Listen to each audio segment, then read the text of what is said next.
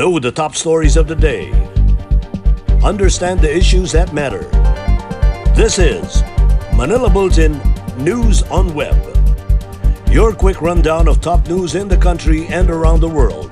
Manila Bulletin, celebrating 120 years of timely stories and timeless truths. Be fully informed. Hi, I'm Barbie Atienza. This is MB Now, and here are your news on web. President Duterte has ordered the Department of Justice to investigate anomalies in the entire government and prosecute erring public servants. Apart from probing the PhilHealth, the President directed the DOJ to expand its investigation to cover the corruption allegations besetting the Department of Public Works and Highways, the Department of Agriculture, and other government agencies. With the country still plagued with corruption, Duterte has committed to use the remainder of his term to clean up the government and hold accountable those involved in irregularities.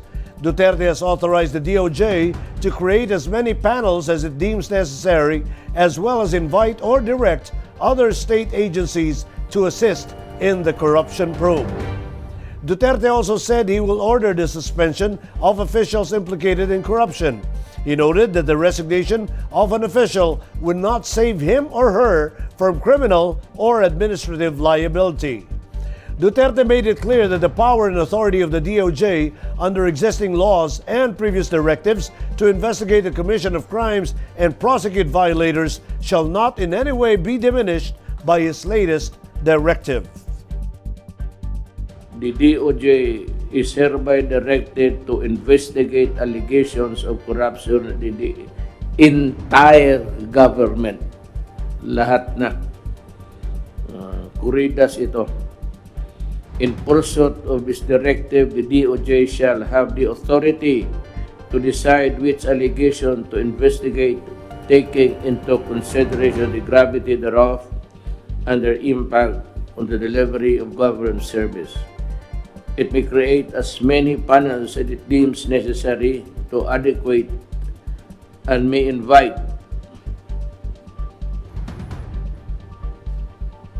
or direct other bodies and agencies of the government to assist or be a part of such panel.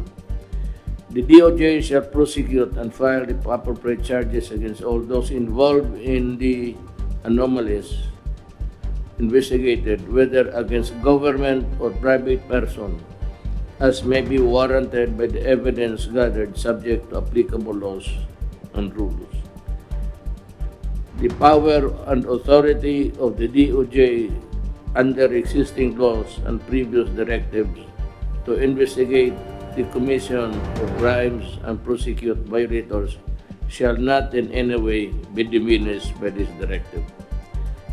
This directive shall remain in effect until June 30 of 2022. Pag-alis ko, unless sooner lifted or revoked. Metro Manila and 6 other places will be placed under the General Community Quarantine or GCQ for the month of November. President Rodrigo Roa Duterte explained in his taped public address this morning that community quarantine measures will be enforced not to make people's lives miserable, but to ensure their protection since the coronavirus is still rising. Duterte said the government continues to take measures to contain the spread of the virus to protect the people from getting infected. Aside from Metro Manila, Batangas, Iloilo City, Bacolod City, Tacloban City, Iligan City, and Lanao del Sur will remain under the more relaxed GCQ status until the end of next month. The rest of the country remains under the Modified General Community Quarantine or MGCQ, the least restrictive of the 4 lockdown levels enforced by the government to contain the coronavirus outbreak. In his remarks, the President admitted that many mayors want to keep the community quarantine level permanent since the measures have slowed down the coronavirus transmission. The government had recently decided to further open up the economy and stimulate business activity and employment. Healthcare resources have also been ramped up to help stem the outbreak even as the economy has gradually reopened. More than 370,000 people have so far been infected with the coronavirus since the outbreak began early this year. Ang proposed quarantine qualification for November 1 to 30 herewith is the proposed community quarantine classification subject to appeals from the LGUs. General Community Quarantine or GCQ from November 1 to 30. NCR, gusto man talaga nila Batangas, Iloilo City, Bacolod City, Tacloban City, Iligan City, Lanao del Sur. Ang gusto ng mga may karamihan, gusto nila make it permanent because they have seen the goodness of the result, na it has considerably lowered the number of people who are infected with the microbe. We are here to make your life comfortable and to make you happy. The Philippines intends to purchase coronavirus vaccines through a government-to-government arrangement once they become available in the market to eliminate corruption, as announced by President Rodrigo Roa Duterte in his taped public address this morning. The president initially offered a procurement deal to China, which he claimed has developed a vaccine, but later made the same offer to other countries that may produce the highly anticipated vaccine. Duterte said China does not have to look for private partners since his government is prepared to make a deal. He also reminded Health Secretary Francisco Duque that his decision on the vaccine purchase through government-to-government transaction. He cautioned authorities against dealing with private businessmen in the procurement of the product. Duterte clarified that he merely mentioned China and Russia as possible sources of the coronavirus vaccine given the sense of urgency, and he said the government will actually choose the vaccine supplier that will ensure the country's best interest. Under the proposed 2021 national budget, the government has set aside an initial 2.5 billion pesos for the procurement of COVID-19 vaccines. I just want a clear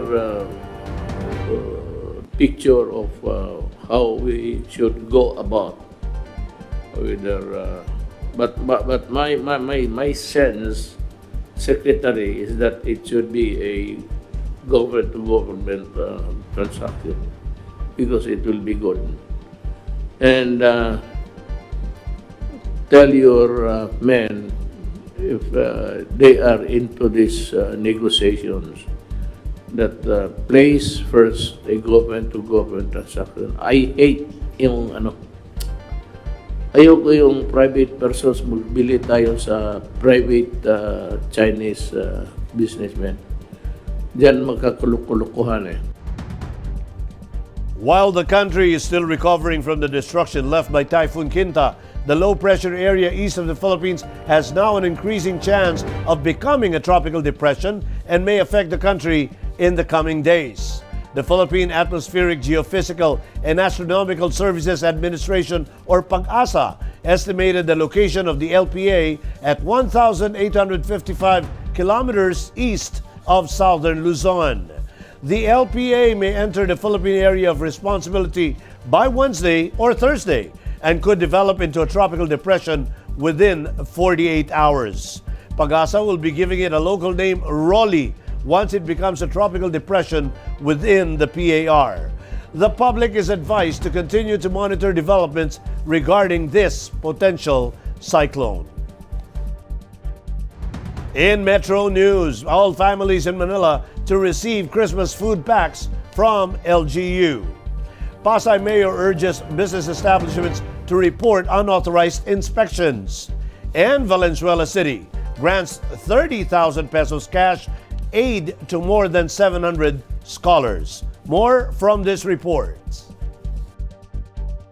Manila Mayor Francisco Isko Moreno Dumagoso assured that all of the 650,000 families in the capital city will receive Christmas food packs so that no one will go hungry on Christmas Day. In his meeting with the city officials, Dumagoso said they have already started the process of buying goods for the Christmas food packs. Senior citizens will also get additional food packs and 5 kilos of black or red rice from Mindanao. The Manila Mayor vowed to take more steps to eliminate hunger in the country's capital.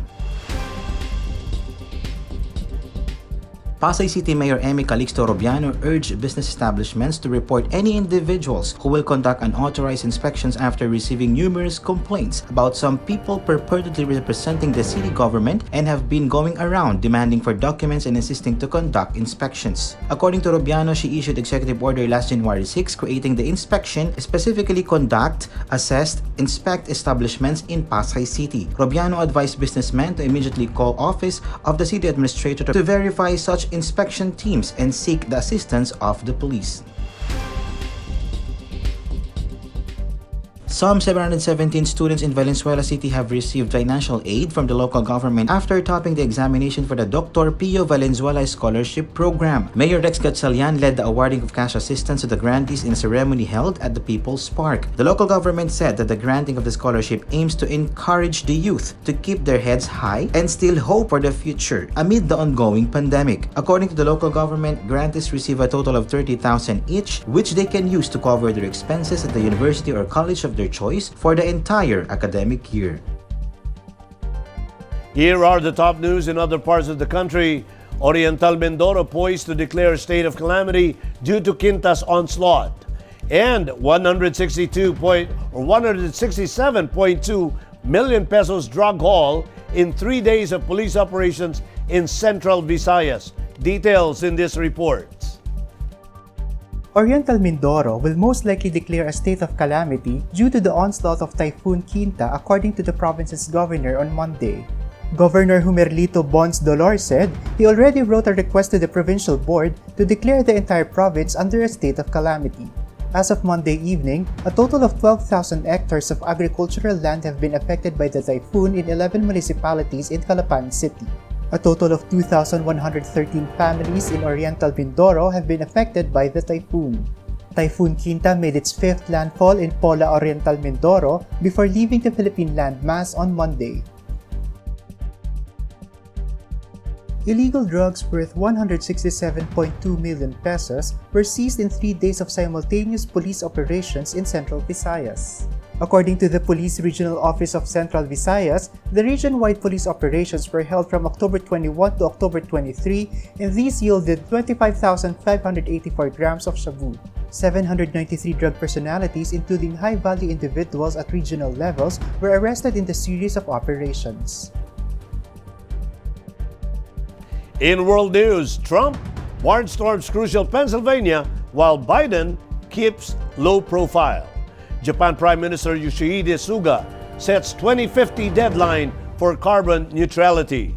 And French-Swiss artist Pay unveils massive land art project in Istanbul. Let's watch this report. President Donald Trump on Monday barnstormed Pennsylvania, a swing state he almost certainly has to win to get re-elected. With 3 back-to-back rallies, Trump showed how badly he wants to win the state in 8 days, telling large enthusiastic crowds of supporters to ignore polls showing him lagging there and across the battleground states. Trump's message largely ignored the COVID-19 crisis, which is seeing a new surge in infections nationwide, and instead focused on what he said would be a strong economic comeback. Meanwhile, Democratic opponent Joe Biden, once more kept a low profile, began the day in his hometown in Delaware, maintaining his record for the most lightly traveled presidential candidate in recent history. But many days he is hunkered down at home doing online video talks or sending allies like popular former President Barack Obama to campaign on his behalf. Japan's Prime Minister Yoshihide Suga on Monday set a 2050 deadline for the world's 3rd largest economy to become carbon neutral, significantly firming up the country's climate change commitments. Tokyo had previously only aimed to achieve carbon neutrality sometime in the latter half of the century, a goal that critics called vague. But the new target was praised by activists and experts and puts Japan on the same timeline as Europe and Britain and a decade ahead of China, which last month set a 2060 goal. SUGA did not give precise details on how Japan, a country still heavily reliant on coal, will meet the deadline but said technology would be essential.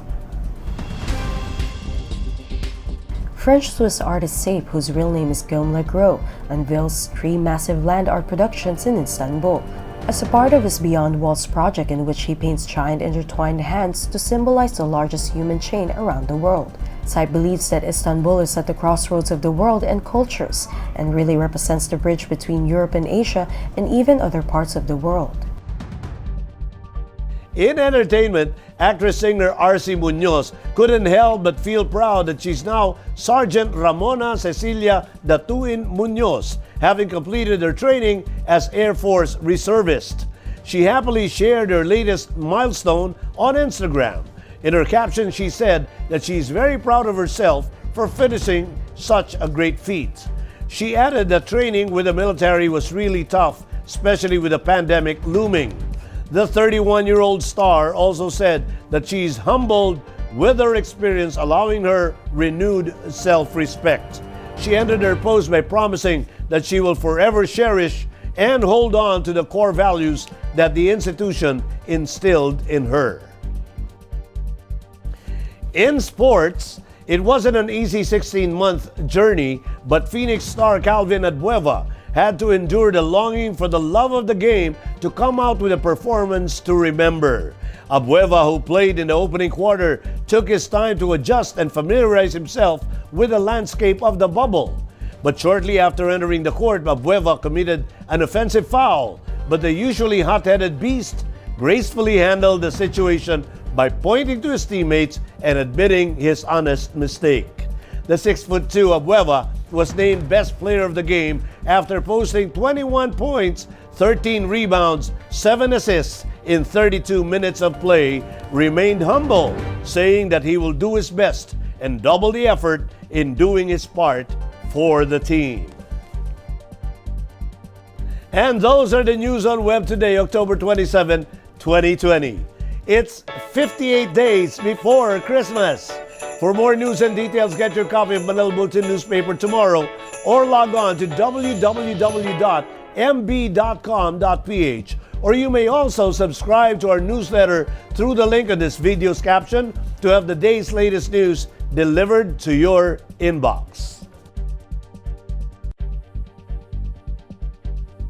I am Barbie Atienza for Manila Bulletin, celebrating 120 years of timely stories and timeless truths. Join us again tomorrow. This has been MB Now. Be fully informed.